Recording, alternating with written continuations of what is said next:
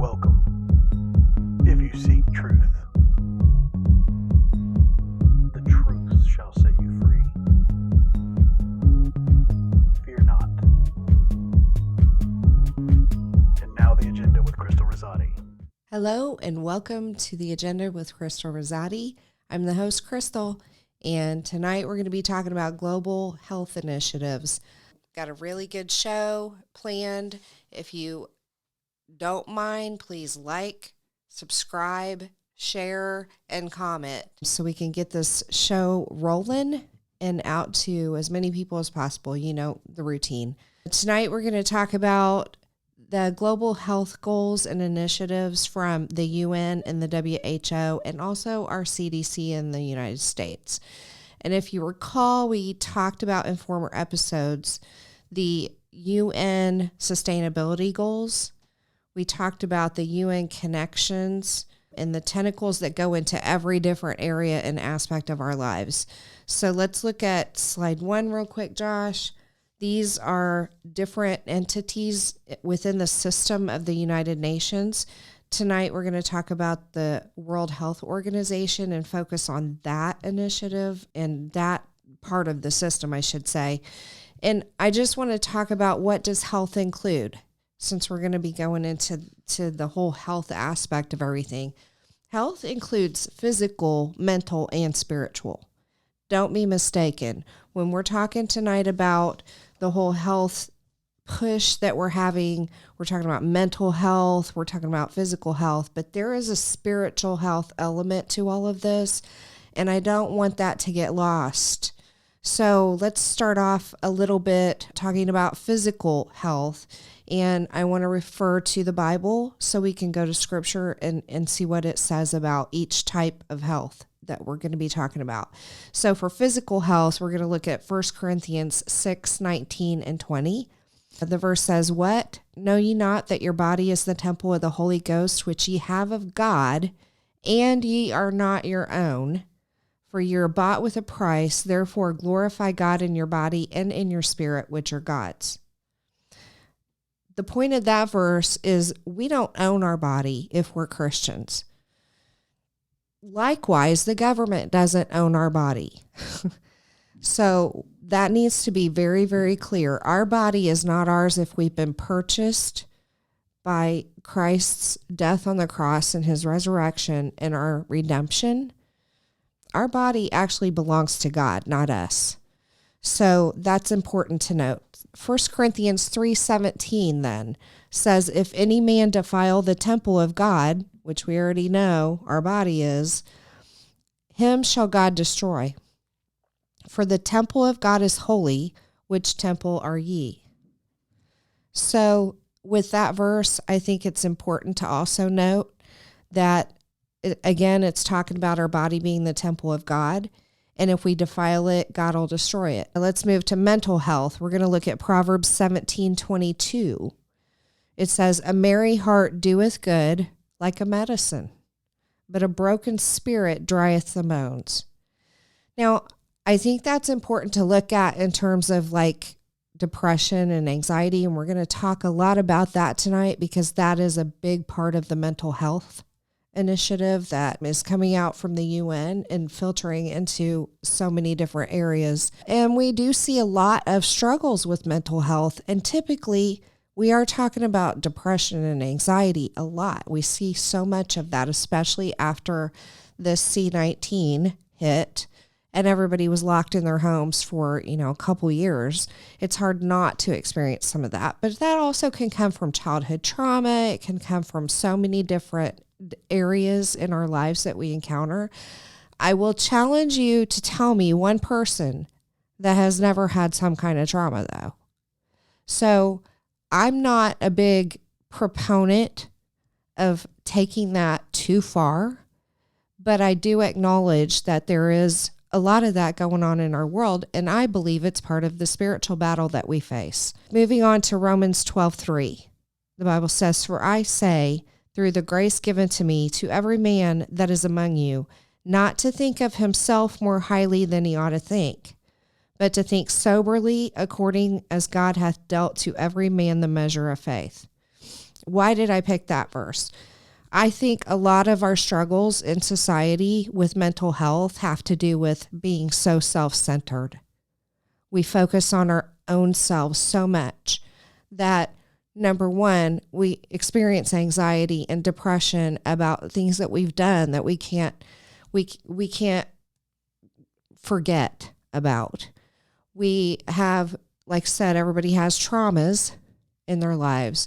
You can choose to sit and entertain and your thoughts about that and dwell on it, or you can focus your energy towards others, which is a huge, huge, huge help when you're struggling with something that is plaguing you and it's all about yourself. That's why I chose that verse. And then let's talk about the spiritual health.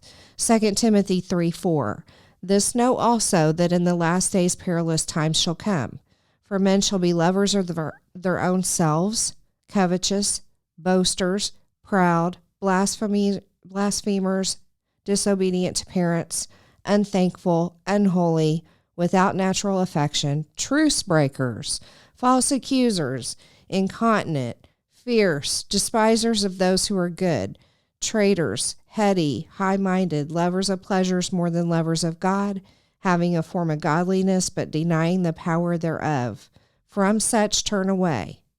For of this sort are they which creep into houses and lead captive silly women laden with sins, led away with diverse lusts, ever learning and never able to come to the knowledge of the truth.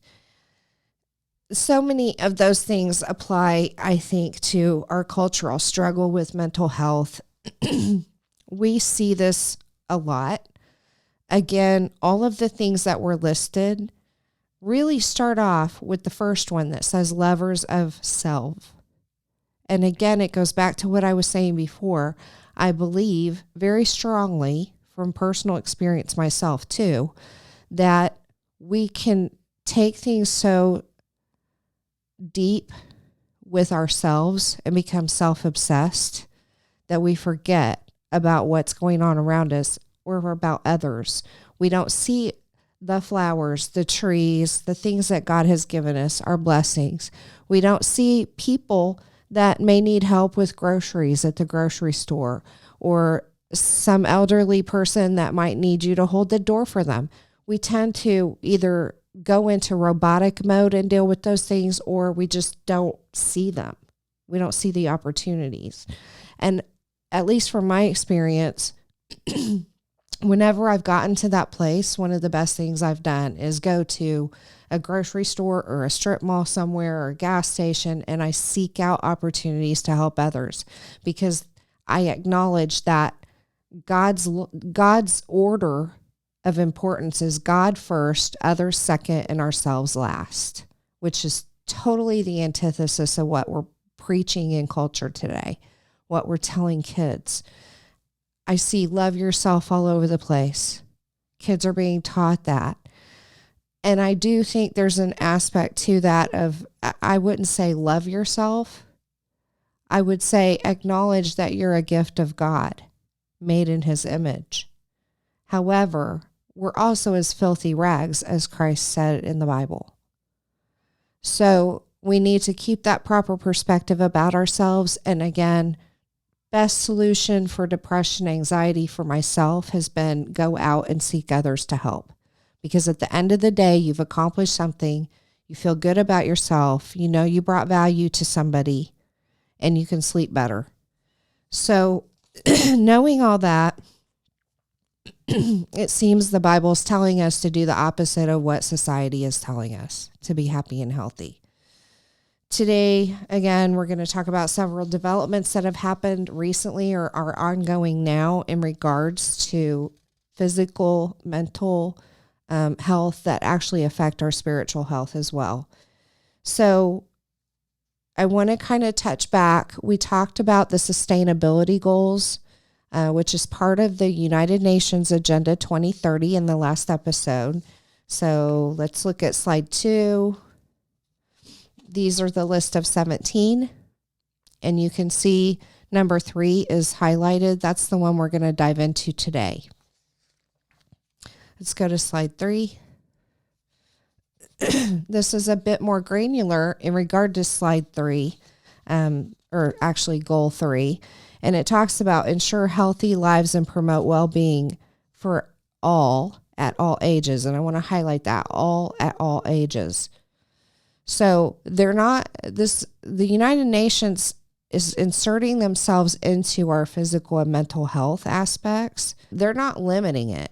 They want it to be for everyone, no matter who they are, no matter what age. So think about that. They want to insert into physical and mental health for children, toddlers, all the way up to geriatric ages. Why would a government feel that they're qualified and the authority over everyone to dictate their opinion on healthy initiatives? What would even give them that desire to do that, or that arrogance to think that they're the authority on all of that? I believe, and I mentioned this in a previous show, the end times eschatology in the Bible, talking about the last days. I couldn't, as a young person, figure out why getting a mark would be against God. I couldn't figure out how, following the government's authority would be against God. But he was clear about it in eschatology that if you take the mark, you're done. Your soul is done. You've sealed it. And you will not be going to heaven with that. It took me a long time to figure out that all of this is really about who is your God. The United Nations and other entities, because we have it infiltrating into country governments individually as well, are trying to play God. Why? Because they don't believe in God, first of all. But it all goes back to the spiritual battle at the Tower of Babel, really. Because at the Tower of Babel, the whole point was we, mankind, can build a tower to reach heaven. We can be like God, just like Lucifer said in heaven. He believed he could be like God. God cast him out. His whole intention is to destroy humanity. That's it. He hates the fact that Jesus came and died for us, but not for him. He hates the fact that he can never be forgiven. His whole intention is to destroy humanity because that was what God made and that's what God said was good. So how's he going to do that? Well, he's going to use government to do that. Now, is all government bad? Absolutely not. Absolutely not. In fact, God did put the leaders in place. He said that. The leaders that are set up, he sets them up. The ones that are torn down, he tears them down. Ultimately, he's the authority even over them. I absolutely do not agree that all governments are bad. I'm not an anarchist. I don't want to overthrow the government, anything like that. It's not about that. The whole point of this is let's look a little deeper and figure out why we're seeing what we're seeing coming through and the spiritual implications of it. So I want to point out the things that are mentioned on that slide. If we can go back to slide 3. Child mortality is one. AIDS is another. Vaccines is another. Health funding. Prioritizing women's health during pregnancy, which I find that one especially ironic because it's a little bit deceptive. When you're saying that you're prioritizing women's health during pregnancy and you're pointing out that statistically how many women are affected during pregnancy, what you're really saying is abortion, because you want the woman to be prioritized over the baby. So another little deceptive thing that happened that I think is really important to focus on. Let's go to slide 4. This is from the Sustainable Development Goals report. I just want to highlight that statement at the bottom. It says, we must rise higher to rescue the sustainable development goals and stay true to our promise of a world of peace, dignity, and prosperity on a healthy planet. So notice how they link the sustainable development goals with things like world peace, dignity, prosperity, and climate change. Those are not... It's so hard when you're trying to explain this to people because they all sound so virtuous. Who wouldn't want world peace? Who wouldn't want dignity or prosperity or climate change?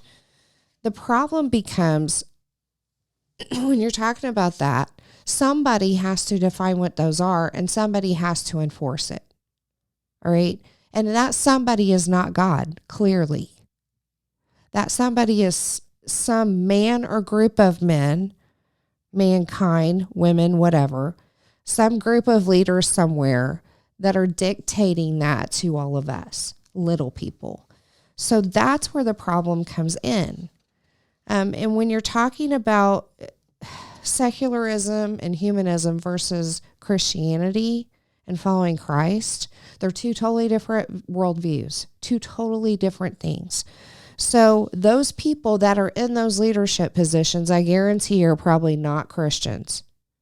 Therefore, you have a secular group of leaders dictating to all the rest of the people what they think they should be doing that's virtuous, according to their definition of those words. That's the problem. Christianity is all about individual responsibility and individual freedom to choose. There's the law that we're to follow, but it does not restrict us in our daily decision making. Whether I'm going to use electric vehicle charging stations or whether I'm going to have a gas-powered car. It doesn't impact that decision making. But guess what? The UN is trying to impact that decision making ability on our part. So it becomes somewhat of a slavery type of situation or a fascism, if you will. So let's look at slide 5.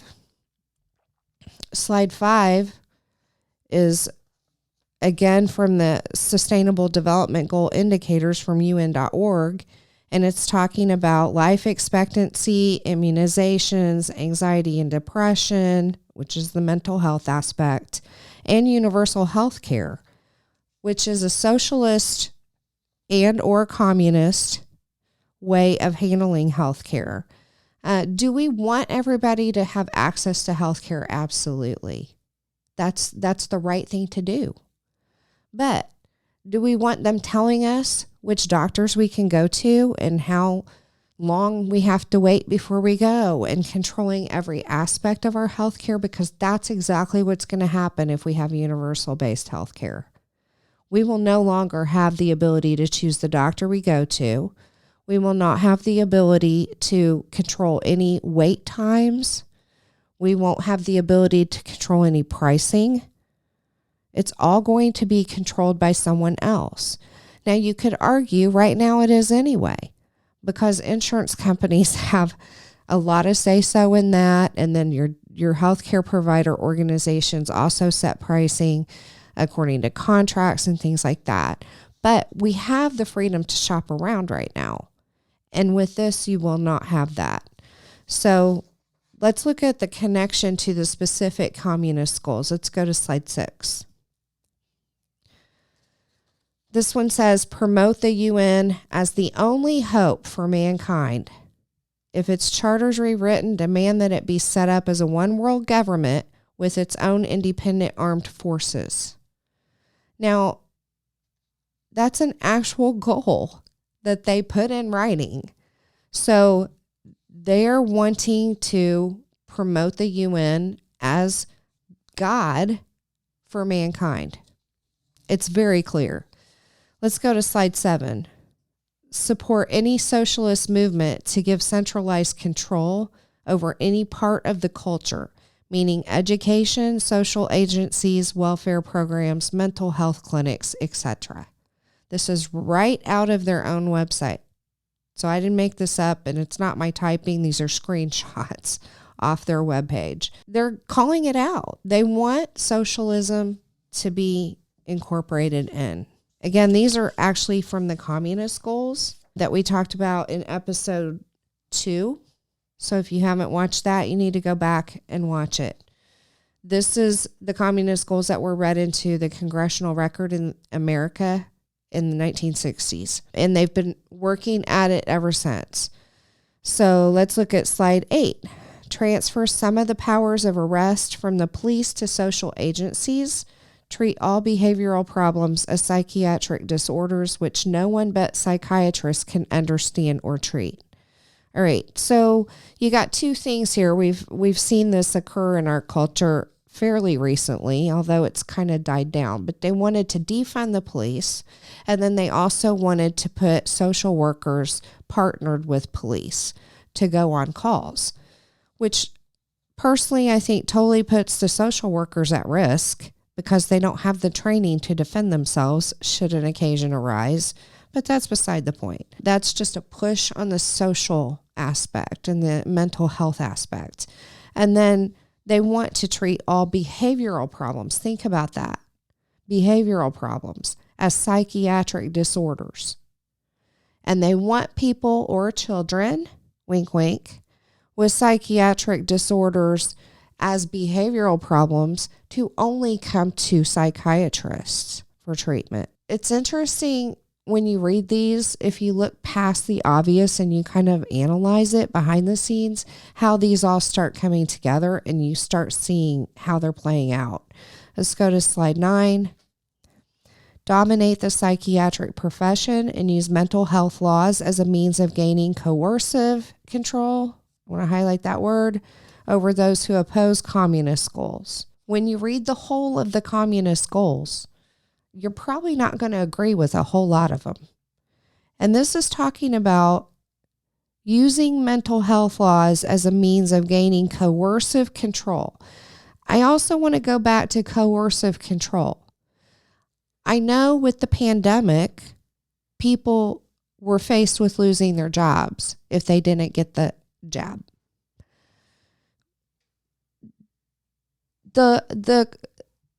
The other side kept saying, well, it's not that they're being forced to do it. It's not mandated. They still have the choice to not do it.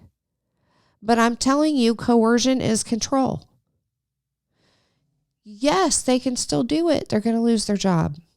They could still say they're not going to take it. They're going to lose their job. And many did. Coercive control is control. So, and they're saying here that it should be used over those who oppose the communist goals. So, again, back to some of the ones that we looked at in an earlier episode. There's 45. You can find them online and in the references from the page or from the episode before. Things like the breakdown of the nuclear family, the distancing of children from parents. So many different things in those 45 goals that many people would not agree with if they just knew.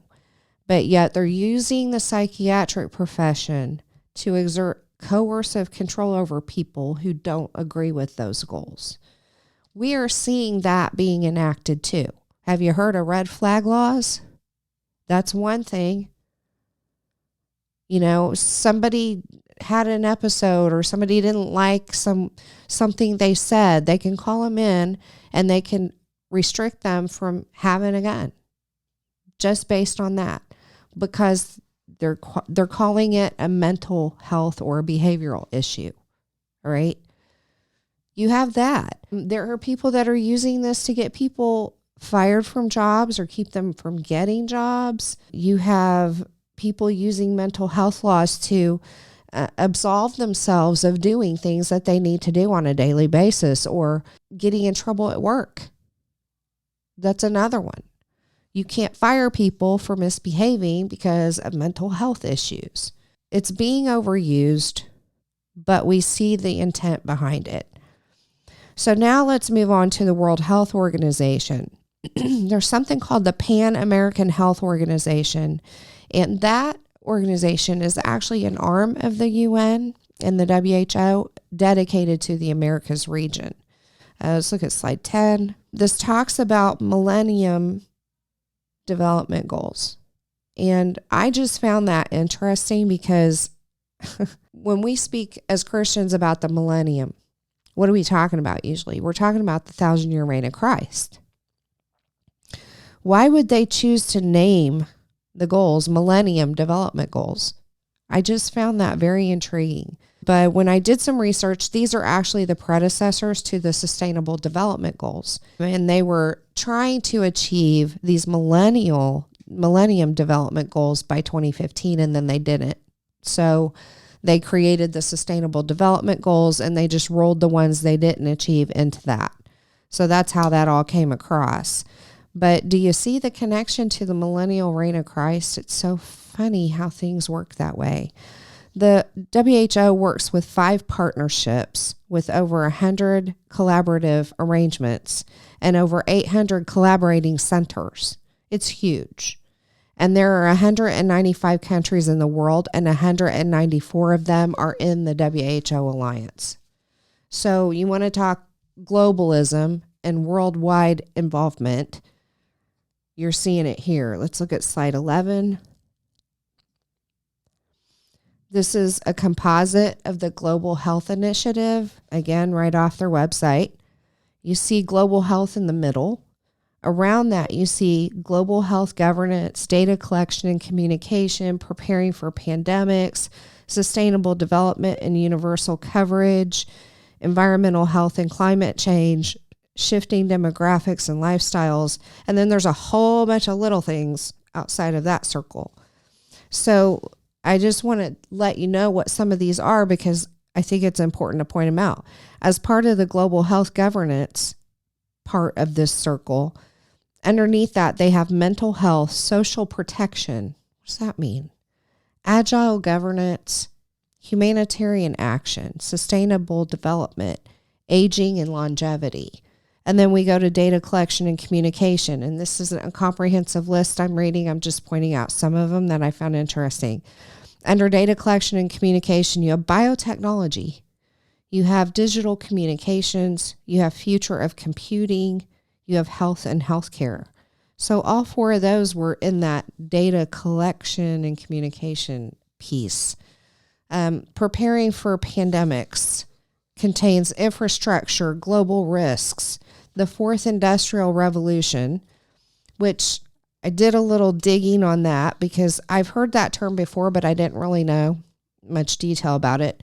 And our lovely friend Klaus Schwab of the World Economic Forum is the one that named it that.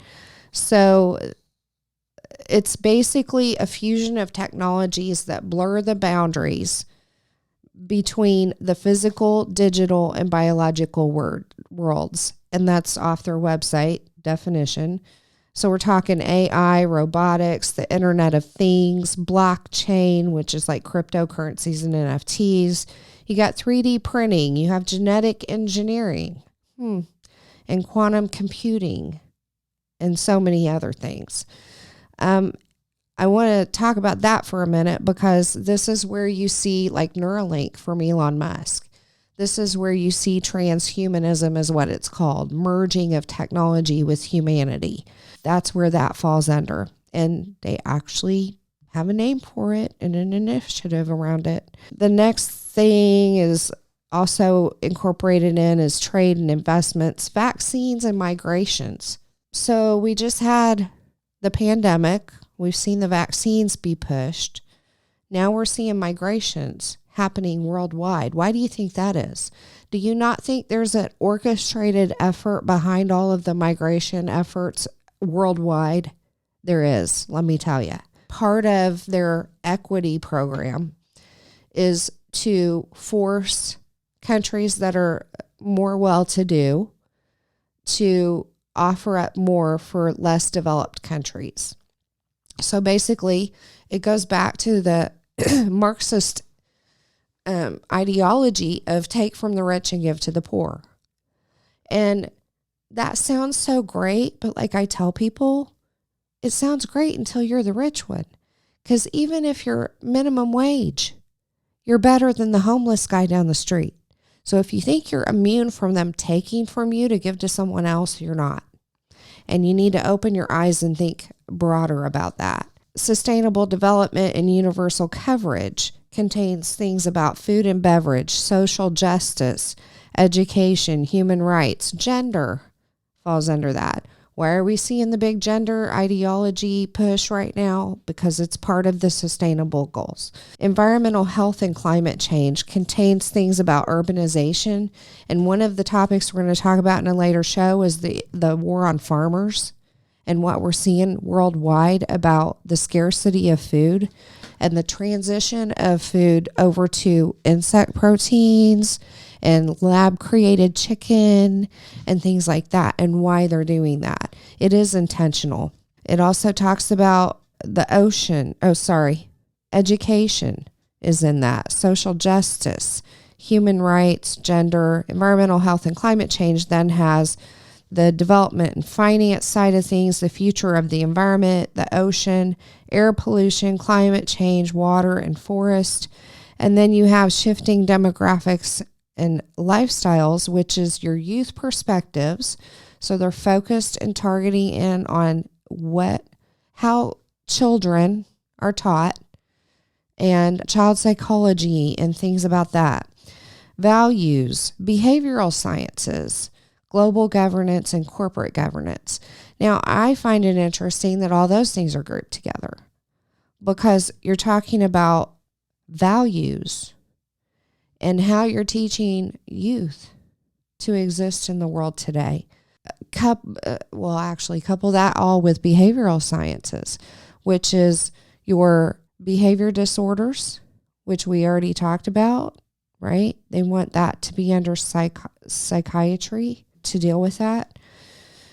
And that ties in with global governance and corporate governance. And we talked before about ESG scores on the last episode and the corporate compliance model and how that is directed by the UN.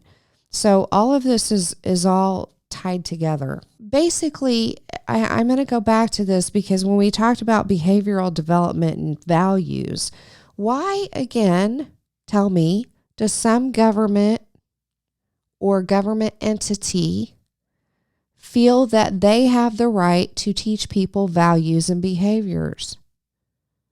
That has had nothing to do with the political arena, really. We legislate laws, that's true, and that's behavioral. So if you murder somebody, then you have consequences to pay, and that is directed by the government. But it hasn't always been. We've been self-modifying. We've been self-managing, all right? And we should be. And so I don't feel comfortable with some secular organization telling me what values I should have. What if we conflict? Then what? It's risky. Now I want to move to something called the Pandemic Treaty. And we touched on that briefly in a former episode, but I'm going to do kind of more of a deep dive on this. So there's a new treaty from the WHO and UN, and I'm using them interchangeably because the WHO is a part of the UN. This treaty is for member countries, and it's been written in an effort to strengthen the efforts to prevent a pandemic, prepare, and respond to one. That's what they define it as. Right now, it's in draft 0, and it's scheduled for a vote in May. So member countries are all contributing and tweaking the draft 0, trying to get it where it needs to be. Let's look at slide 12. According to this, negotiations on new rules for dealing with pandemics are underway at the WHO with a target date of May 2024 for a legally binding agreement. I want to point that out. Again, this is directly from the WHO's website, actually the World Economic Forum's website. It states right there, it's a legally binding agreement to be adopted by the UN Health Agency's 194 member countries. Okay, keep that in mind. File that away because we're going to come back to that. Let's look at slide 13. On slide 13, a little bit later in the web page, when you go and look at this reference below, a little bit later on the same page, it says, however, the proposed pandemic treaty has come under fire on social media, mostly from right-wing critics, warning it could lead to countries ceding authority to the WHO. The body strongly refutes this, stressing that governments are leading the negotiations and are free to reject the accord. All right, so here's what they mean by that. You have your own sovereign country. You have your sovereignty still. All right, so that's number one. They can't take your sovereignty away. They can't interject into your government. Let's say they can't obviously interject into your government, because they do have influence behind the scenes in every member country. So they're saying, they won't tell you what you have to do with this pandemic treaty. They will also say that the pandemic treaty is being created by member countries. So it's a collaborative effort among the members. So the UN leadership isn't writing this and pushing it out to the members. The members themselves are writing it. So that's another thing that they'll excuse. But I find it interesting that it says that it's a legally binding agreement earlier in the page, and then below, basically they're saying, but you're free to reject the accord if you don't want to use it. Now, that also brings a difference up of you can reject the accord and not utilize it in your country, but then if you do, it's a legally binding agreement. Legally binding means there's consequences. Let's go to slide 14. And I just want to talk about one section on this slide. It's the last paragraph.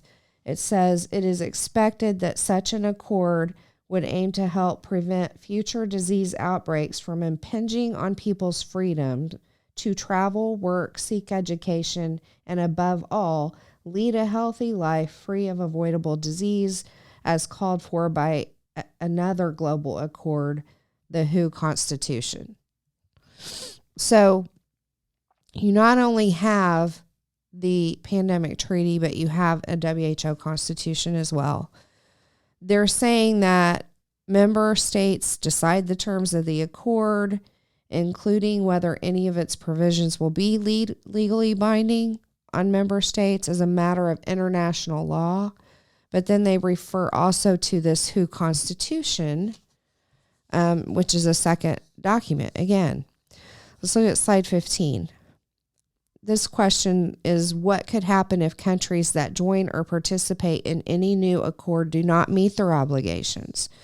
And it says the response was, it would be up to member states to decide if and what compliance mechanisms would be included in the new accord on pandemic preparedness and response. It's a general principle of international law that once an international law instrument is in force, it would be binding on the parties to it and would have to be performed by those parties in good faith. Just so you know, Joe Biden is all in for this. In fact, he submitted some amendments to it to tighten it more because he thought it was too loose as far as the time to implement. He tried to shorten the time to implementation, and he's been very actively involved in this. So the U.S. will most likely be going with this pandemic treaty. Okay, let's look at slide 16. Last year, the U.S. launched an Office of Pandemic Preparedness and Response Policy. So the White House's website talks about the launch of the U.S. office, but it has no reference to the UN initiative. So what I'm trying to demonstrate here is on slide 16, they're talking about it's false to claim that the World Health Organization has now or will have, by virtue of these activities, any authority to direct U.S. health policy or national health emergency response actions. The WHO has no such enforcement mechanisms, and its non-binding recommendations to member states are just that, non-binding. Any associated actions at the national level will remain reserved to sovereign states, including the United States. Are you seeing the conflict here? We're going back and forth. Is Is it legally binding? Is it not? Are we taking a position with it, or are we not? Are we going to participate in it, or are we not? So everything's going back and forth. But again, the U.S. launched an Office of Pandemic Preparedness and Response Policy. That was under Biden last year. And the White House said nothing about it, about the UN's initiative on their website. So what I feel like is happening is we've got a lot of look here, don't look over here going on. We've got the UN's agenda as a world order dictating to countries what they need to do. But we have our sovereign U.S. government that's not going to mention that. They know about it and they're participating in it, but they're not going to tell us that. They're not going to say anything about it. Instead, they're setting up a U.S. only office. And they're going to do the same thing the UN wants us to do, but you don't need to know that. You don't need to know that. We're still sovereign. Wink, wink. Okay, so moving on to the Associated Press. In February 2023, they issued an article and they said the WHO has no enforcement and the agreement is non-binding. However, the WHO states above that the agreement would be a binding agreement. The AP article is very early on. So it was written in February 2023, which was early in the process for creating this pandemic treaty, just so you know. So again, I did a search. I pull up the AP article that adamantly states that there's no binding agreement. And then I look at the date, and it was written in February of last year, which again, I know was very, very early in the development of this document. Okay. So is that misinformation? Also, I want you to notice that they flip-flop on terms recommendations versus requirements. There's a lot of flip-flopping on that too. And it depends on which source you look at as to which one it mentions. I want to remind you during the C-19 lockdowns that the WHO recommended that everybody lock down. And what happened? The whole world locked down. It was just a recommendation, though. Nothing to see here. These are not the droids you're looking for. They didn't do anything. They didn't require us to do anything. They just recommended it. And then our government said, oh, we better do it. Better do it. And then they did it. So when they say recommendations, I think they're using that term very loosely. Let's look at slide 17. Another thing that was a communist goal is dominate the psychiatric profession and use mental health laws as a means of gaining coercive control over those who oppose communist goals. We mentioned that already. Again, the lockdowns to me are coercive control. I'm just going to say it. Communist Goal 39. This goal speaks about coercive control in regard to mental health, but could it also be used for physical health? I don't think it's a stretch to say yes. Now we're going to go to slide 18. This is something else that was part of an article by the Heritage Foundation entitled "Who Pandemic Treaty Remains Fatally Flawed." And so they go through this list of things as to what the flaws are. And I'm just going to talk to you about a couple of them. So one of the things they found is it assaults free speech. Echoing similar language in earlier drafts, the most recent version of the agreement calls on the parties to combat false, misleading, misinformation, or disinformation, including through effective international collaboration and cooperation. Here we see those terms, misinformation and disinformation again. And false and misleading information. I'm so sick of hearing all that. I think we are smart enough to make our own decisions, and if we're not, shame on us.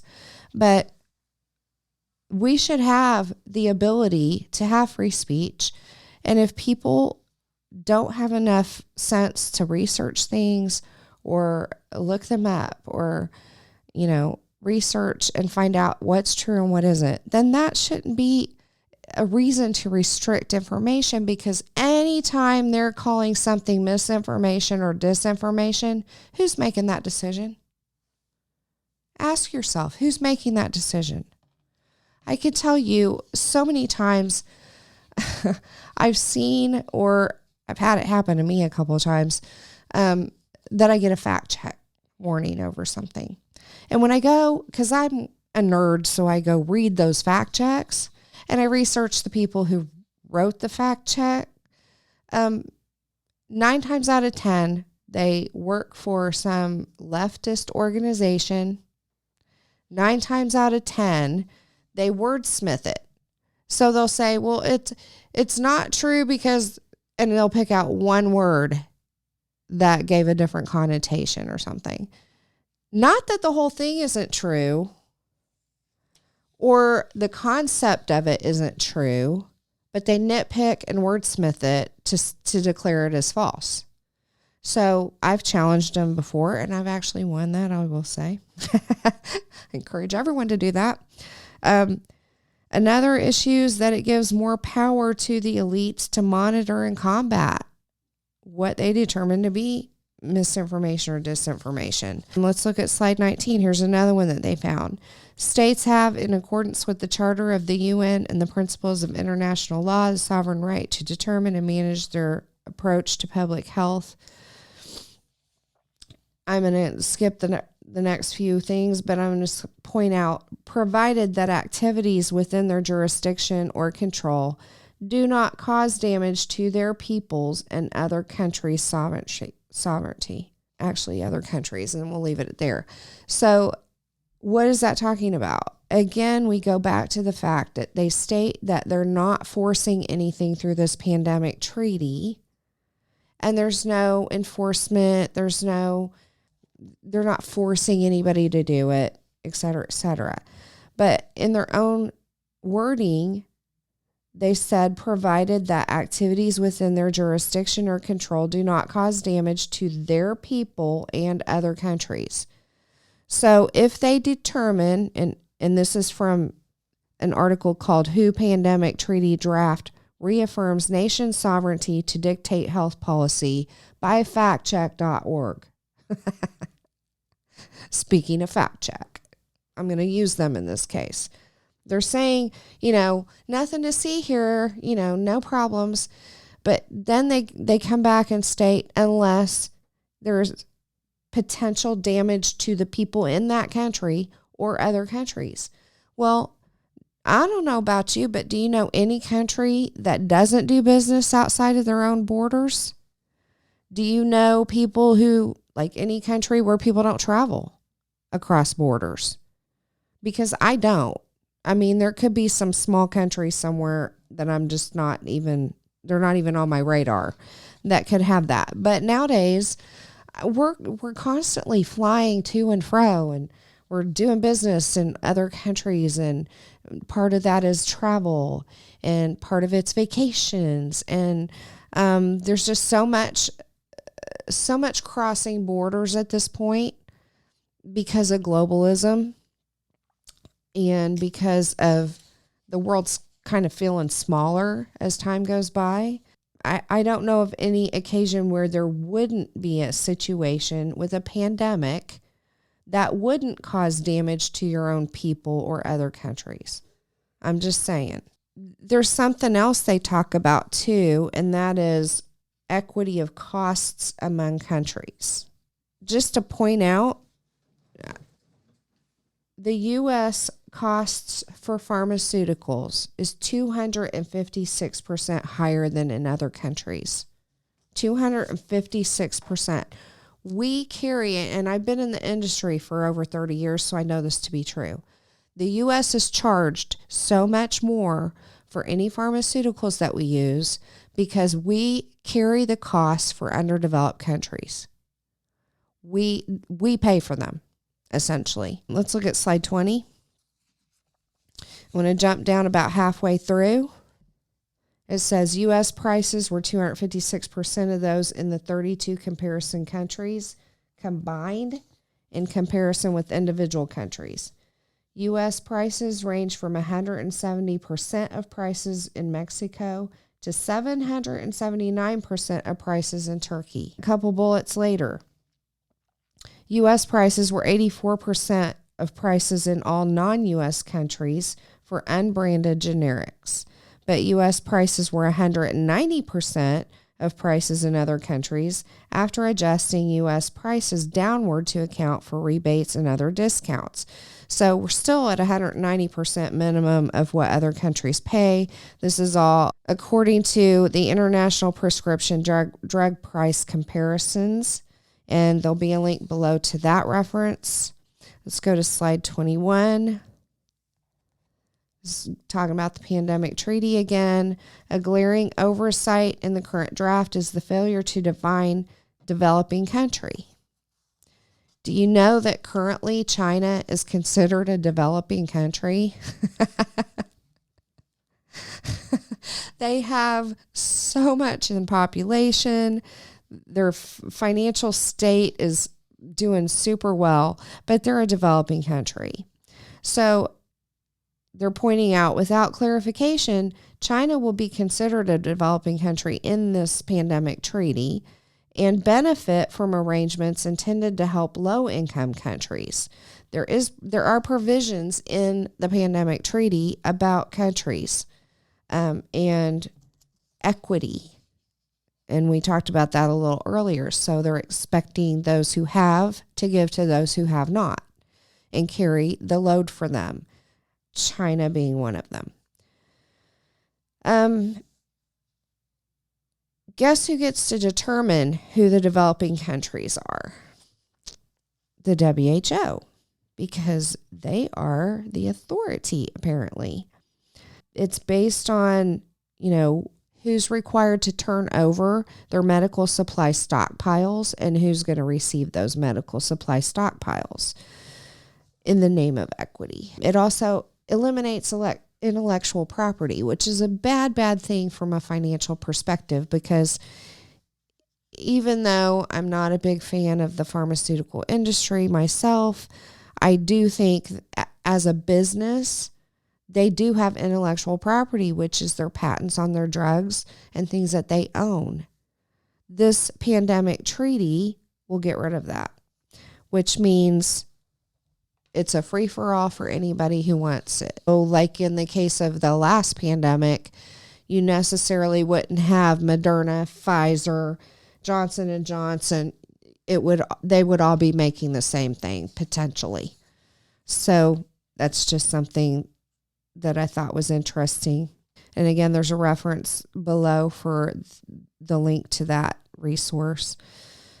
So we're talking impact, significant impact to us through enforcement, financial impact, and so on. Now, while Joe Biden has been involved in this pandemic treaty, and he would go full steam ahead, we have the safeguard that it requires an approval by 2/3 of the Senate to ratify it for the U.S. So what are you going to do to fight this? If you do not agree with everything that's in this pandemic treaty, you see the risks around it, be sure to call your senators and tell them you don't want it. And it's urgent because, like I said, this is due to be voted on in May of this year. All right, let's move on to mental health. The WHO Special Initiative for Mental Health in 2019 is an actual initiative by them. It was rolled out in 9 countries, but the U.S. isn't one of them yet. So right now it's only in 9. They're trying to pilot it for use in other countries.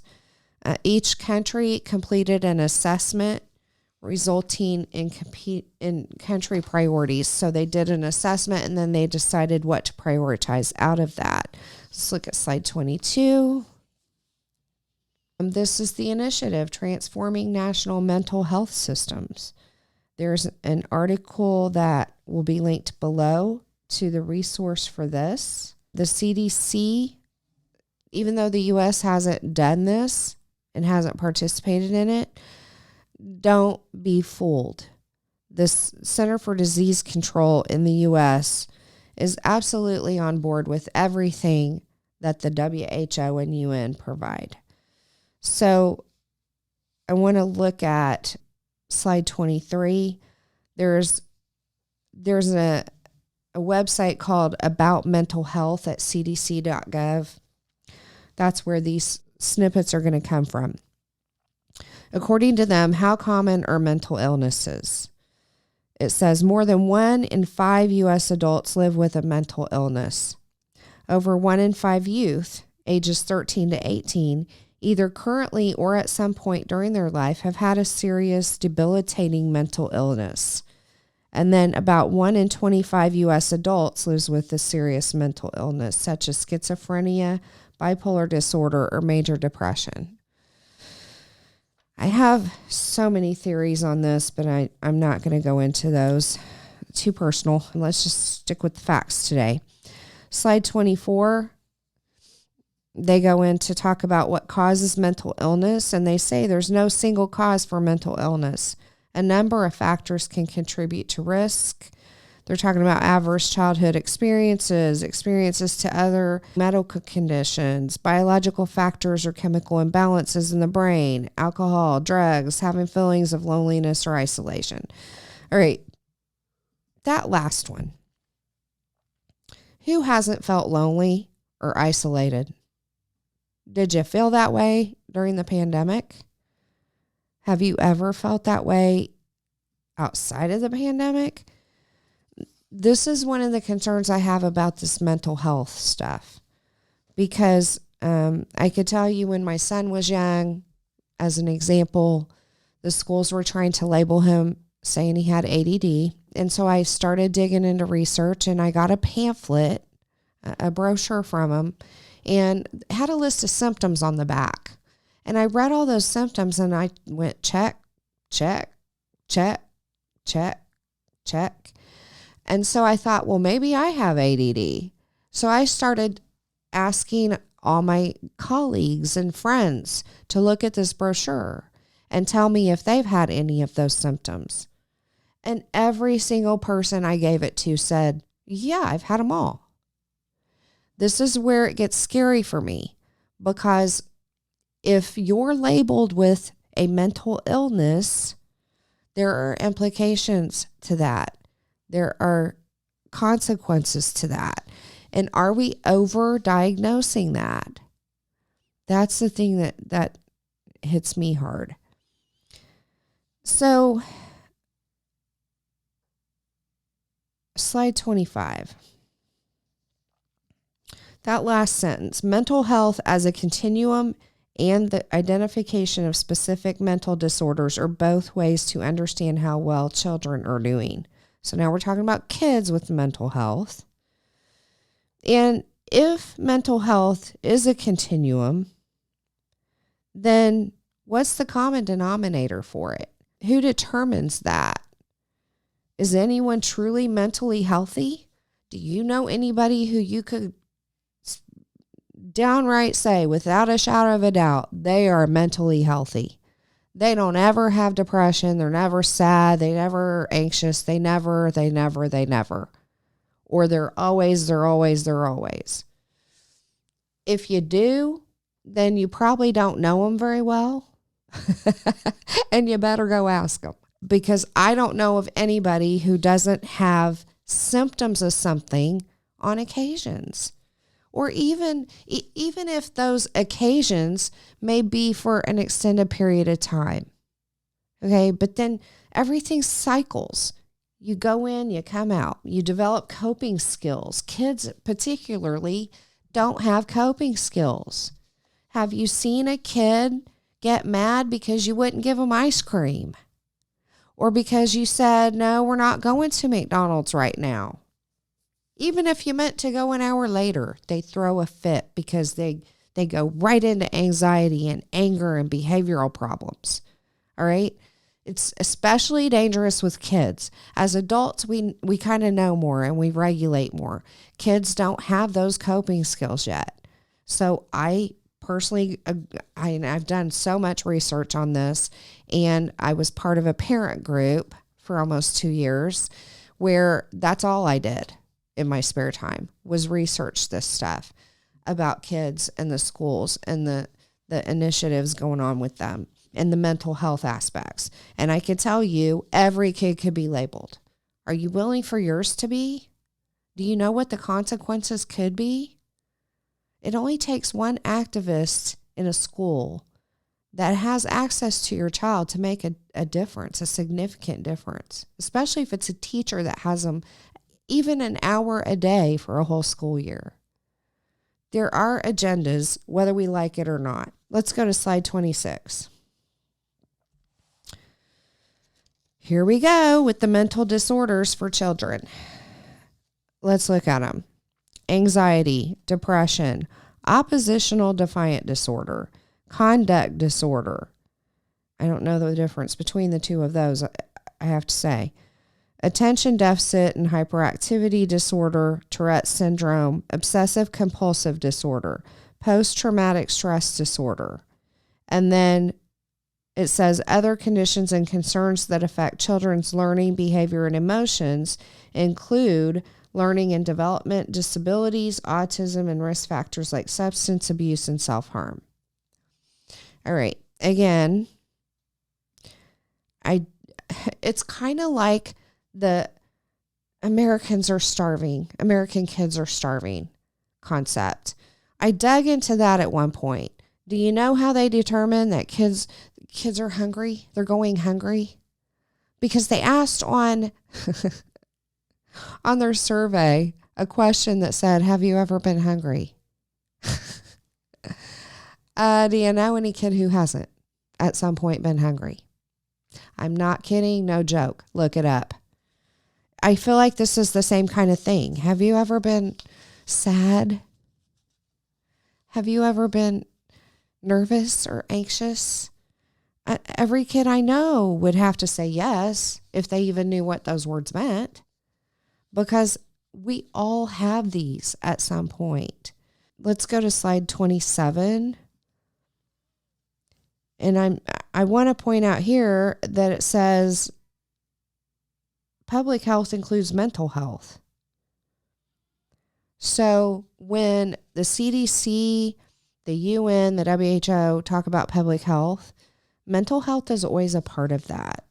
There is an initiative out of the CDC, and this is what I want to move to next, called the Whole School, Whole Community, Whole Child Initiative. Let's look at slide 28, please. This has been out for a while. Most people don't know about it. So let's just read through. The Whole School, Whole Community, Whole Child, or WSC model, we call it WSC, WSCC model, is CDC's framework for addressing health in schools. This model is student-centered and emphasizes the role of the community in supporting the school, the connections between health and academic achievement, and the importance of evidence-based school policies and practices. It has 10 components: physical education and physical activity. Number 2, nutrition, environment, and services. Number 3, health education. Number 4, social and emotional climate. Number 5, physical environment. Number 6, health services. Number 7, counseling, psychological, and social services. Number 8, employee wellness. Number 9, community involvement. And number 10, family engagement. Love how they put that at the bottom when you're dealing with your own kids. So again, we see a pattern of these organizations, these government entities injecting themselves into our lives, every aspect of our lives. Now we're going to focus on how they're doing it with kids. They actually do surveys with kids, interviews with kids to learn about their home life. You think your home life's private? It's not. These schools are using that data to come up with new initiatives or behavioral treatments or whatever. So don't think it's private. You can opt out of any kind of surveys at school. You have to do it though, and they don't tell you that. There are two forms, opt-ins and opt-outs. An opt-in means they don't offer it as a standard, and in order for your child to have it, you have to sign a paper. The opt-out is they offer it as a standard, and you as a parent have to sign a paper so your kid doesn't do it or participate. These kind of questionable things when it comes to kids, I think should be opt-ins, not opt-outs. Because papers get lost in book bags. Parents don't know they have to sign something. They don't even know what's coming up. You don't even know what's happening unless you see the form in the paper, or you get an email from the school or a parent portal or something. And if you're not on top of that, then you won't know what's even happening. So I think it's just safer when it comes to dealing with kids to have an opt-in. So this WISC initiative, I'm going to take you through their virtual school in a minute. But the end game for the CDC's WISC program is to have everything on site for kids at the school.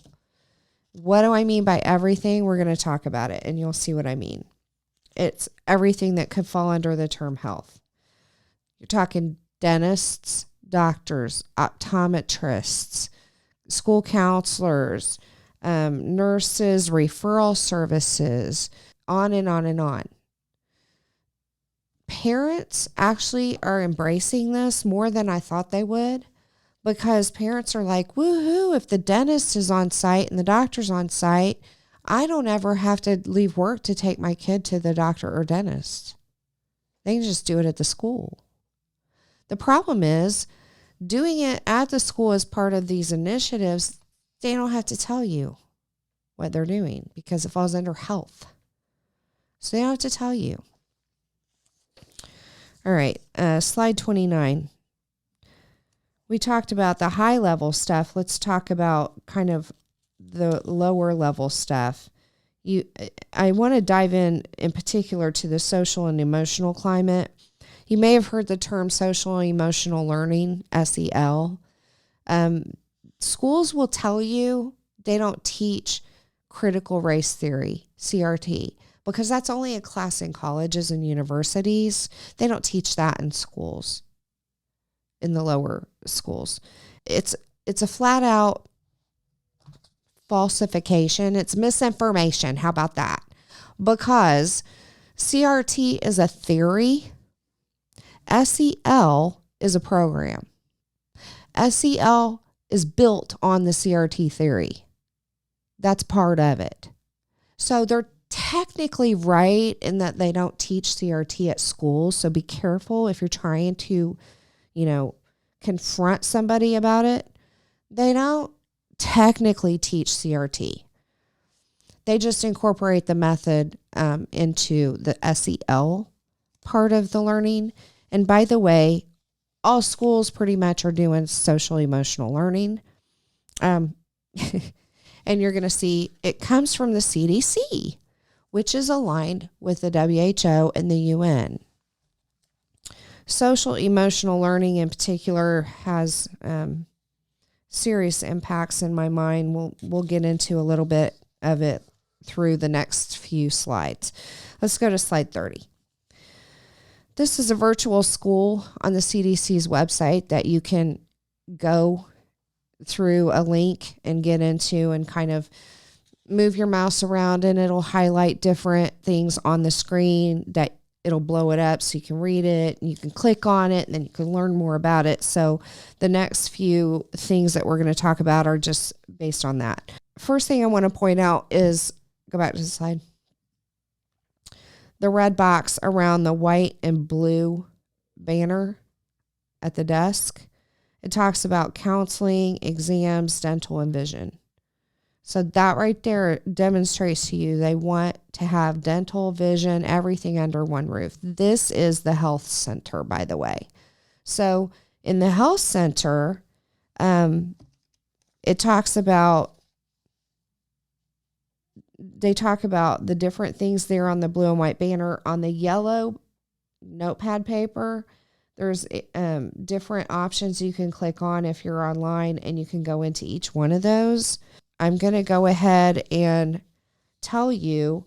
So when I clicked on the whiteboard and the pop-up came up, things that were included in the services are primary care services. So you're talking well child visits, preventative screenings, including vision, immunizations, and chronic disease management. They also provide sexual abstinence counseling, pregnancy testing, STD infection diagnosis and treatment. They provide dental care. They provide behavioral health counseling and health education on topics like eating, active living, smoking cessation, and weight management. So I kind of think, I don't know about you, but I kind of think about this and I'm like, man, as an adult, wouldn't it be grand if we had a workplace that had all this on site too for us adults? So we could have it so conveniently located and actually deal with adult topics that shouldn't be addressed with kids, really. Things like birth control, reproductive health services. Now, reproductive health services, just so you know, includes abortions. It does. It could be the abortion pill. It could actually be the abortion procedures, depending on how far along they are and so on and so forth. That will be on site at the school. And guess what? Because there is a UN initiative where they designate children's rights, you don't have a right as a parent to know their health information. HIPAA applied to adults typically, and minors were not considered as part of that because as a guardian of a minor, you were entitled to their health information. But they came out with a new children's rights thing. And so part of the rights are protected health. And just so you know, the schools don't use HIPAA. They use a different thing. I can't recall what the acronym is off the top of my head, but they don't use HIPAA. They use a whole different thing for determining their privacy at schools. Something else it stated was the SBHC staff, which is this, nice little graphic that we had for the health center, includes a licensed social worker, which they typically have that on site now, but they're in charge of behavioral health. They collaborate with the school counselor, health center certified health education specialist to offer support groups for students. They go into physical, social, and emotional health issues. They're trained in behavior change theory. They work individually with students interested in making changes such as decreasing substance abuse or improving nutrition. I want to point out also, as I was going through these little virtual school rooms and reading about them, that there is never a mention of parents. Never. It's all the children decide. The students decide. Their loyalty is to the students, not to parents. And many employees of schools will tell you that. They'll tell you that straight up. They are not concerned with parents. In fact, a lot of them think you as a parent are either neglectful in your duties and they're better at it than you are, or that you're an abuser in some way, shape, or form. They believe that parents are, and I'm saying this loosely, so there's always exceptions to the rule, but as I mentioned, I was very, very into the research about this, about what's going on in our school systems, because I have a personal story about it that drove me to do a bunch of research and try to figure out what the heck was going on. I can tell you also, I mentioned this last time, all you have to do is go to Reddit and follow the teachers' threads on there, and you'll see it for yourself. I also have attended statewide events for school employees. I did it undercover and I heard everything that they said.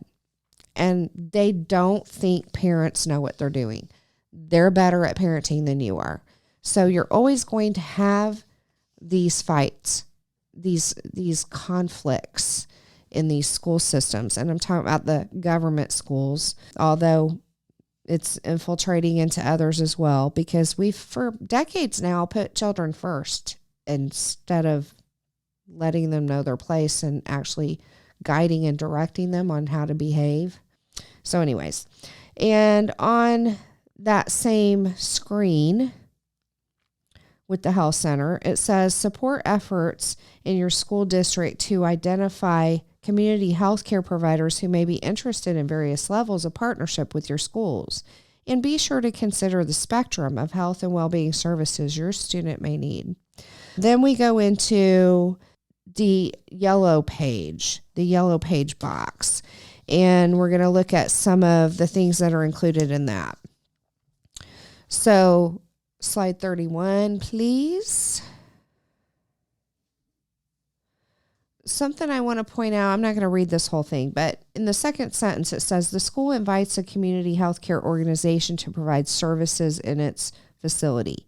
So the school does not own or operate these healthcare centers, just an FYI. It's some organization in the community, could be a health network, whatever, which makes it independent. The office manager uses several reimbursement mechanisms. So they're covered by Medicaid. They do direct bills. They take private insurance. There's self-pay and CHIP coverage. So if you're on the health insurance plan, Obamacare, it takes that. They also receive public and private sector grants. Right now, there are more than 2,000 school-based health centers across the nation in 49 states, and many are federally qualified health centers, FQHCs. If you hear the term FQHC, that's what that means. If you haven't heard it, again, it's a situation where they name it something completely random. And so it's very hard to follow all these things because literally you could have a detective board on the wall and put pictures up or names of organizations and tie them all together with yarn because there's so many of them and they just make new ones and name them something different. It's hard to keep track of it all. Slide 32, please. So in this example, in the virtual health center, they offer primary care, behavioral health care, and preventative education and support services. They quickly provide appropriate referrals to specialists. This is interesting. It says they seek to promote overall health for each of their patients. To do this, they do not simply focus on these single issues, such as a cold that may have brought the student to the center. Rather, they use the visit as an opportunity to assess how conditions in which the students live, learn, and play may affect their health risks and outcomes. The students fill out a brief survey. This is the survey I was telling you about earlier. All the schools have them now. Just so you know, there's a government official whose brother is actually on the board or the CEO of Panorama. That's one of them that's well known. Panorama makes a ton of money because they're the company that has the software that captures all the data from the surveys that they're giving these kids across the nation. They fill out a brief survey while waiting to see the provider, and then the staff can identify red flags such as, and I underlined it in red, unstable home environments or risky behaviors that affect a student's health and well-being. The providers have a protocol for discussing potential issues with the students and providing appropriate referrals to community organizations and providers, such as social service agencies and substance abuse treatment centers, or abortion clinics, or healthcare providers that will issue hormone blockers or gender treatments. just so you know, because those all fall under social service agencies. So, and again, they have a different way of handling the privacy issue according to the kids' rights. So you as a parent don't have to be notified. But I do want to point out how a kid could essentially go to this clinic with a cold, and the staff will use a cold visit to investigate how the student lives. That includes your home. That includes how you discipline your kids. That includes what you teach your kids as a Christian. So beware. It's in their documentation. Let's go to slide 33. Third line, the health center is reducing inequities in healthcare access for children in their community. How are they doing that? They're issuing immunizations, flu shots, and wellness visits. So are you a parent that, you get the regular shots, but, these extra shots like the jab we had from the last pandemic and the flu shot, those are just a little too over the top. Like, you don't want your kid jabbed all the time with stuff. You don't want them to have more than they need, because you understand, take it from me, who's been in the pharma industry with clinical trials for over 30 years, that those clinical trials don't start out with the intention of testing drug interactions among different products. That includes vaccines. Okay? So if you're taking one drug and then they prescribe you another drug for something else and another drug for something else, the only way these companies know that there's a problem is if somebody in the clinical trial or the observational studies, phase 4, or even years later, happen to have an adverse event and they can trace it back to that interaction. That's the only way they know. You as a parent may understand that, and so you don't really want your kid to have those shots. But in the health center, they're going to give them to them, and you don't have a say-so. Okay, so now I decided to go from the health center, and I jaunted down to the counselor's office in this virtual setup. And so here's what I found there, and I'm going to go through these very quickly. Let's go to slide 34. The resources, last sentence of the first paragraph, the resources address the behavioral, mental, and emotional health of students. Students, parents, and staff borrow these resources. They can suggest ways to promote student achievement and solve behavioral issues. So, and even in the first sentence, it says these library of books, movies, and audio media on topics related to academic, career, and social and emotional development. Again, social and emotional stuff is basically personality characteristics and values. All right. So why does a government agency, again, a school system, feel like they're the authority and able to teach your kids values, the way they should behave in certain circumstances, the way they should perceive things, because that's emotional, right? How are they the authority and not parents? I understand that there are parents who are abusive to kids. I understand that there's problems with that, but I do not believe that's the majority. That is a minority, and the schools have ways of finding out about abuse, and they have mandated reporting. Okay? So that's already being handled, in my opinion. But for them to take these liberties to teach your kid values and behaviors that they want them to have, again, who makes the decision on what good means? Who makes that decision? Do you have any idea? I don't know. Let's go to slide 34. This is in the virtual counselor's office, and this is dealing with the bookshelf. Again, they're trying to solve behavioral issues. Let's go to slide 35. This is a diversity poster that was hung in the classroom, I believe. And the diversity makes us stronger statement is on there. And again, this is one of those things that sounds so virtuous and benign. Of course, everyone embraces diversity. But the problem is diversity, according to CRT, which is taught through SEL, is all about the oppressed and the oppressors.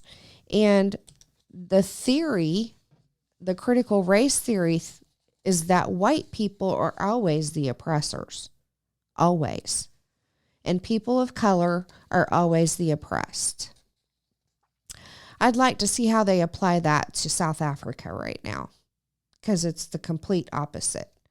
But who am I? So that's where I have a problem with diversity. Another way I have a problem with diversity, and I know this is happening through SEL, let's say the thought of the day or the value you're trying to teach that day is respect for others. Sounds completely harmless, benign. Everybody would be on board with that until Johnny wants to be called June and have she, her pronouns. And your child, as a Christian child, knows that's not right. And your child doesn't want to call them June and use those pronouns. Guess what? Your child is not being respectful to others. So they're going to be punished for that. And they do these things called restorative circles, which if you listen to teachers, they don't work. The thought of the restorative justice circle is to get all the kids in a circle and talk about an issue that happened, and then try to make amends between the two offended kids or whatever. It doesn't work. Bright people coming up with these things. So on this one, it talks about Ms. Kowalski identified a trend that kids have become more diverse. So she incorporated lessons in tolerance throughout the counseling program. Now, I literally sat in on a breakout session at a state convention for school employees. And I went to the session on SEL. And boy, did I learn a lot. So one of our school administrators here locally was opening up, because just so you know, this wasn't marketed to the public, right? So everybody there, probably except me, was some form of school employee. So they've done this before. They do all the, teacher workshops and stuff. And I'm going in blind because I want to know what they're talking about. So I went to the session on DEI, which I mentioned I called DIE on purpose. And I went to the session on SEL. And what I learned in the SEL session is it's gotten a bad name because parents have found out about this SEL thing and they're in an uproar about it. So they don't teach a class on SEL. Now, what does that mean? In Indiana, curriculum has to be shared with parents, and it's like that in many states. So you have to define curriculum. That's lesson plans, etc. Anything they throw in, though, or just say is not curriculum. So there's these great YouTube videos on amaze.org that are cartoons for young kids, and they teach them about things like, puberty topics, but they're in slang terms. They teach them about abortion. They teach them about, and they're just 10-minute videos. So and I've heard teachers doing this. They pull a video up on that topic and play it in the classroom. And guess what? Because it wasn't pre-planned and it's not part of the lesson plan, they don't have to report it to you as a parent. I encourage you to go look at the YouTube channel and watch some of the videos from amaze.org. They are disgusting, first of all, but they're counted as a resource, a teaching tool. So they're not curriculum. They don't have to be reported. Likewise, at this, event I went to talking about SEL, they admitted stuff like, well, for the SEL topic of the day, They have a calendar made up as a school. Administrator made it up, I believe. And so each day they have a special topic to discuss, and we'll just use respect for others as the topic. So in homeroom, they get all the kids in a big circle and they talk about the value of the day, respect for others. And the teachers use that opportunity to teach them things like, you need to respect others' pronouns, you need to respect their names, their, whatever, gender, whatever. But it doesn't stop there. They actually talked about how every teacher throughout the day will start their class off reinforcing that topic. And again, none of that has to be communicated to parents because it's not curriculum technically. They're just doing a circle training in the morning. It's impromptu, informal. They're incorporating it in at the beginning of math class and English class and every other class that these kids have. So again, they don't have to report it. And they know that, just so you know.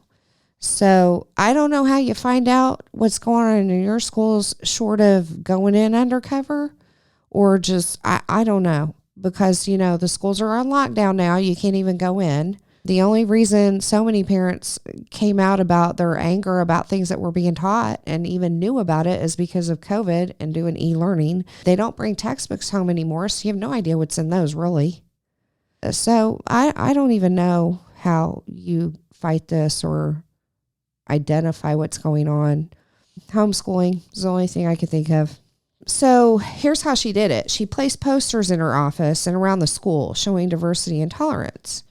They relate to accepting and building relationships with people who are from varied cultures, religions, and ethnic backgrounds.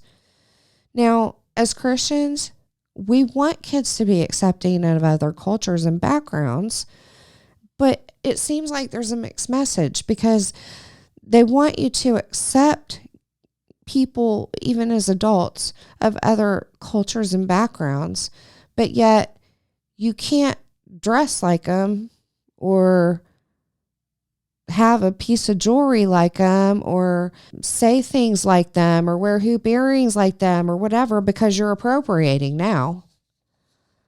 To me, it's stupid. To me, it's honoring that culture and ethnicity. It's not a situation of appropriating. I guess it depends on the attitude, but I just think it's kind of out of control myself. Okay, so then it says also of all body types and genders. So here we go with the gender stuff again. In addition to posters, she communicates inclusion when she engages with students in counseling sessions, in classroom guidance lessons, and throughout the comprehensive school counseling program. And again, this is on the CDC's website. Let's go to slide 36, please. This is talking about the formative assessment tool. And like I told you before, they're doing surveys on kids.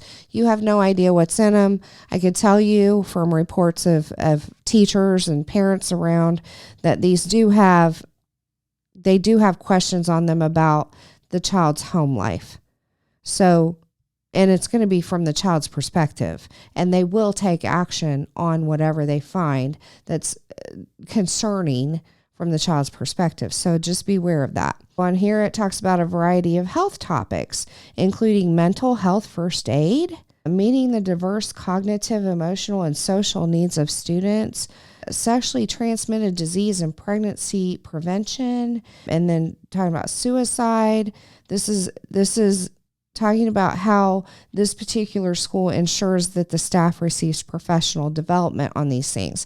Now, professional development is not training as a counselor or mental health professional. All right? Professional development is not that. It's different. So now you have teachers in a classroom setting who are supposed to handle by themselves, unilaterally, basically, a first line of defense for mental health issues or behavioral issues that are coming up. And I tend to think they're not really qualified to do that. If you're going to have somebody do it, it should be a licensed social worker or a school counselor, not the teachers. And how unfair is it to put that responsibility on the teachers? They already have enough to do. They already have enough to do. And I'm sticking up for them in that because I have a family full of teachers, so I know. Anyways, that's part of what they want to do. And then let's look at slide 37. This is also in that space. I want to point your attention to the safe zone sticker or thing on the board. On the safe zone, it says, I am an ally. This is a safe zone. And so when I click on the box for all of these posters, the pop-up box, dialog box said, she also makes it known to her classroom this is a safe space, meaning students can privately talk with her about concerns or issues they may have in a supportive and non-judgmental environment. Again, I'd like to think that's a good thing, but have you seen some of the teachers on TikTok? I'm not sure I want my kid talking to them about private topics. And second of all, again, these are private topics, so you don't have to share it with you. So just be cautious about that. I want to just point out the schools are taking over all forms of healthcare for kids, just so you know. Mental health, physical health, and that will impact the spiritual health because there are conflicting things in the mental health arena to our scriptures. And they're crossing a boundary that I feel is very dangerous to us as Christians and influencing kids in a way that we don't approve of. So just know that. Let's go to slide 39. Remember the communist goals. Emphasize the need to raise children away from the negative influence of parents. This is goal number 41. Attribute prejudices, mental blocks, and retarding of children to suppressive influence of parents. Again, I told you earlier, a lot of teachers do not see parents as allies. They think we're stupid, that we don't know what we're doing, we're insufficient, we haven't been trained in the universities to handle these kids professionally. I've heard it all. So not all of them are like that. I have to keep saying that before you start sending me comments that I hate all teachers. I don't. But I've seen a lot of this. So this is just warnings to think about. There's a couple articles I'm going to close out with from Psychology Today. One is from 2014, and I'm going to read this off. Phil Zuckerman, PhD, writes about his view on Christianity and the effects on children. He described taking his 5-year-old daughter to a Catholic church for a school assignment, which I don't know what kind of assignment that is, but anyways. And he describes her terrified reaction to everything because she'd never been exposed to anything about the death of Christ. And so she goes into a Catholic church, and, you know, if you've been in one, there's statues, there's crucifixes with Jesus on the cross and blood dripping down and things like that. And so apparently it terrified her. So here are some of his positions. Let's look at slide 40. Again, this is Psychology Today. That's a leading resource for people in that field. And this guy's a PhD. So he says, but how does a secular parent explain such gore to a 5-year-old? Well, you see, there are millions of people who think that we are all born evil and that there's an all-powerful God who wants to punish us forever in hell. But then he had his only son tortured and killed so that we could be saved from eternal torture. Get it?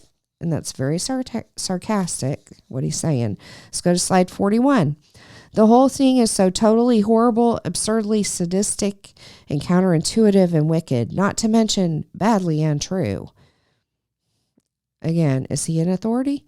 And ever since that day, I've been acutely aware of the ways in which certain doctrinal aspects of Christianity can be harmful for children. While this list is by no means exhaustive, here are some specific ways in which the more ardent, literal forms of Christianity can potentially harm children. Slide 42. Christianity teaches children that they're intrinsically evil. They did nothing wrong, but just by being born and being alive, they're evil. This is a terrible thing to teach children, not only because it's false, but because it's the exact wrong message children should be taught, which is that they are intrinsically wonderful, noble, and lovable, and that they have the boundless goodness inside them. Christianity teaches children that there exists a powerful evil devil, a most dangerous demon. Beware! This horrible falsity infuses their childhood with needless fear and dread, and teaches them that the world is a dangerous place with a malevolent demon lurking in the wait. In my own research, I've interviewed many adults who describe the whole Satan thing as a decidedly traumatic element of their children, and in some egregious cases, unambiguously abusive. Slide 43. Christianity teaches children that God killed his own child to make up for our wickedness. In other words, we are evil, and by killing his own child, our evil is somehow wiped away and forgiven. Our guilt is cleansed. But how does that work? If I abuse my wife and then a cop comes over and kills my son, does that atone for the wickedness I committed against my wife? Blah, blah, blah. Moving on, Christianity teaches children that those who accept Jesus as their personal Savior are good, saved, going to heaven, and those that do not accept Jesus as their personal Savior are sinful and destined for hell. Slide 44. Christianity teaches children that masturbation is evil. It's not. It's natural, normal, and healthy and pleasurable. Teaching children to feel guilty or ashamed of masturbating, teaching them that doing so is disapproved of by a son-slaying God and can even land them in hell. This is all nonsense. But more than that, potentially abusive. What are we talking about with the emotional stuff the schools are doing? Okay, slide 45. And despite everything that I've said so far, I could surely write many pages on all the good that certain forms of Christianity can do for children. Christianity can provide comfort and hope for children in dire straits. It can prod children to be charitable and altruistic. It can develop within children an ability to be forgiving, blah, blah, blah. He talks about a camp he went to, and then he says many versions of Christianity focus on Jesus's ethical teachings, foster love, and bring out the best in our kids. Okay, so many things to say about this guy. First of all, why would you take your 5-year-old daughter to a Catholic church as an adult without preparing her and explaining what it is? That's number one. I don't find that to be good parenting. How about that? Second of all, if she did have a reaction, where were you in explaining it to her after the fact? You could have done that too. Number 3, our God is a God of love, but he's also a God of judgment. He's holy. He's righteous. And he's just. And you can't go doing bad things even in this world. You're not supposed to be able to, I should rephrase that, without consequences. All right? Don't you think that a holy God who's perfect and expects perfection would do the same? Give you consequences? And he didn't want to kill his son. That's another thing. He knew that was the only sacrifice that was going to suffice, because what this guy's missing is the fact that we are born into sin. Do children cry when there's nothing wrong? Isn't that a form of lying? Do they pretend that I fell down and I hit my knee and now I'm going to die? They overreact to things. That's a form of lying too. Do they bite? Do they hit? Do they hurt people? They hurt things? They break things? Yes. That is natural behavior because we are born into sin. That's just what that is. He's missing that whole point. But the dangerous thing to me is not what he believes. I couldn't care less what he believes. What is dangerous to me is that statement on slide 44 at the bottom where he says, this is all nonsense, but more than that, potentially abusive. He is a psychologist. He's in a position of power to act on child abuse. He's a mandated reporter. He could easily report that, and then you'd have a fight on your hands. And there are more of those than I think are of us in that field nowadays, just to be fair. So there's another article on Psychology Today called How Religious Fundamentalism Hijacks the Brain. And the sidebar to it is Fundamentalist Ideologies Act Like Mental Parasites. And it's by Bobby Azarian. He's also a PhD. And he basically he says religious texts or leaders discourages any logical reasoning or scientific evidence that challenges it. The fundamentalist ideologies can be thought of as mental parasites. Let's look at slide 46. In much the same way, Christian fundamentalism is a parasitic ideology that inserts itself into brains, commanding individuals to act and think in a certain way, a rigid way that is intolerant to competing ideas. We know that religious fundamentalism is strongly correlated with what psychologists and neuroscientists call magical thinking, which refers to making connections between actions and events when no such connections exist in reality. Without magical thinking, the religion can't survive, nor can it replicate itself. Another cognitive impairment we see in those with extreme religious views is a greater reliance on intuitive rather than reflective or analytic thought, which frequently leads to incorrect assumptions since intuition is often deceiving or overly simplistic. And he says so much more. I won't go into all of it, but these are leaders in the psychological industry. They're the ones that are influencing those who serve in that capacity. And more, we as Christians know the world's becoming more and more secular as the days go by. We are becoming the minority, if not already. And so we have to be very guarded about ourselves and our kids in this world. I think that thinking about the WHO and the UN, they say themselves they're the new world order. They have a globalist agenda. We've talked about how the globalism elevates, like these entities elevate themselves to be in place of God and tell us what we can do and can't do, should do and shouldn't do, invade our lives and our livelihoods and how we operate. They affect the physical, mental, and ultimately the spiritual health that we have. We have one Lord over our body, and we don't answer to any human government as far as things outside of keeping the law. All right. In America, the federal government's main role was security. That's out the window. We have open borders. We have all that going on. Very little security. I just saw that we're down 24,000 military people, and they've basically depleted almost our resources in the military. Security and borders is out the window for that. And they're supposed to ensure our ability to pursue life, liberty, and happiness. The pursuit of happiness, not happiness itself, but the pursuit of it. And so I feel like they're in the way of Christianity at this point because we don't really have that freedom anymore.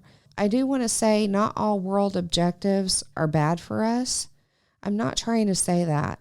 What I'm trying to say is look at the evidence that we presented. Look at what we've looked at. Look at stuff from their own website, things out of their own mouths, and tell me how they're not in conflict with our Lord God Almighty, how they're not trying to set themselves up as the authority and the Lord of all, because I believe they are. We need to use discernment in these days. I do want to remind you, if you don't support the pandemic treaty, be sure to call your senator and voice that, because the voting is in May. Definitely get involved in elections. Look at the policies, look at the platforms, for goodness sake, and then be deciding who you need to be electing, because we need to get people in our government that are going to fight the UN agenda, this globalist agenda, not pursue it. And right now we have people pursuing it. Make sure you follow your local bills and national bills. that are in legislature, because again, you do have a say-so in that. Find a local group, stay informed, and pray, pray, pray. So in future shows that are going to be coming up, we're going to be talking about the war on children and parents more. We're going to be talking about gender ideology more. We're going to be talking about the war on farmers that's going on, climate change and their agenda, and so much more. So if you like the content and you want to see more, be sure that you're liking, sharing, subscribing, and commenting, because we need that to get pushed up in the algorithm. And I do want to close out, as always, by saying a special thank you to Revolver Broadcasting for producing the show. Be sure to go and check out revolverbroadcasting.com for more content, and I'll see you next time. Thank you.